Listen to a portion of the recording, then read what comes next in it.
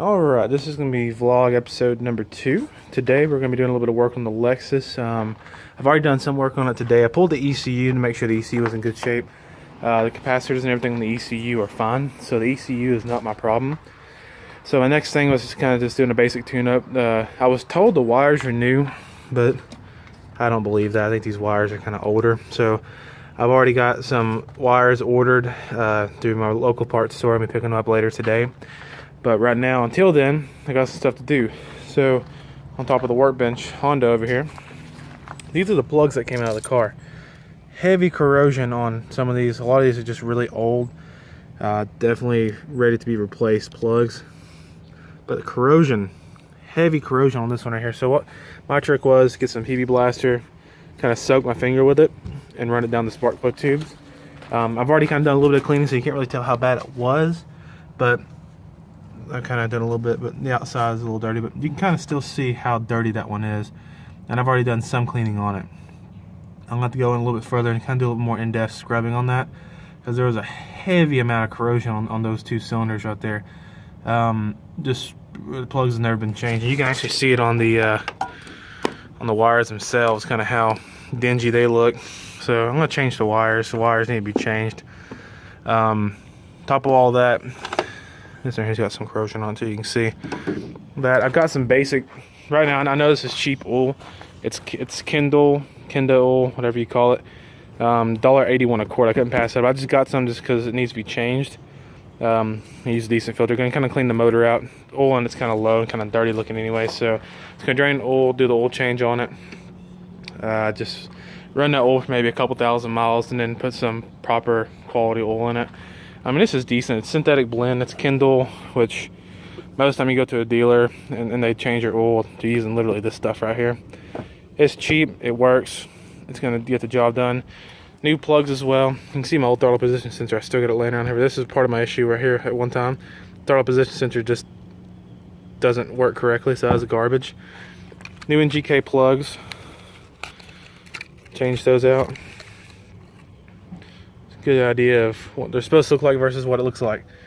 So new plugs are gonna make a big difference for the car, because I replaced both the camshaft position sensors on the car, and I also need to kind of do some work on kind of positioning these. I've replaced both of the camshaft position sensors on there, and these are very tedious about making sure you have them in the right place, because that wire can rub on the timing belt or on the serpentine belt, and it just, yeah, I'll be out a $100 sensor. So I need to kind of go through, probably zip tie or find a way to route this where it doesn't rub on anything. Replaced both the camshaft position sensors, and it still doesn't run perfect. It runs better, but not perfect. It's still missing pretty bad. So do a little bit more thorough cleaning on the spark plug tubes. Probably clean the valve covers a little bit, make it look decent. I still need to get another intake for this car. This intake nonsense right here is just awful. And this yeah, you can just see how ridiculously set up that is. Some more cleaning to be done. I don't think I've showed anything on the inside of the car. I've showed a little bit, but yeah, I need both door panels. This one right here is kind of doesn't, yeah. The dash is really good. I mean, the interior is all right. The seats are bad, but I mean, it's a good little car. I love this little thing. It's fun to get in this thing and just take it down the road. I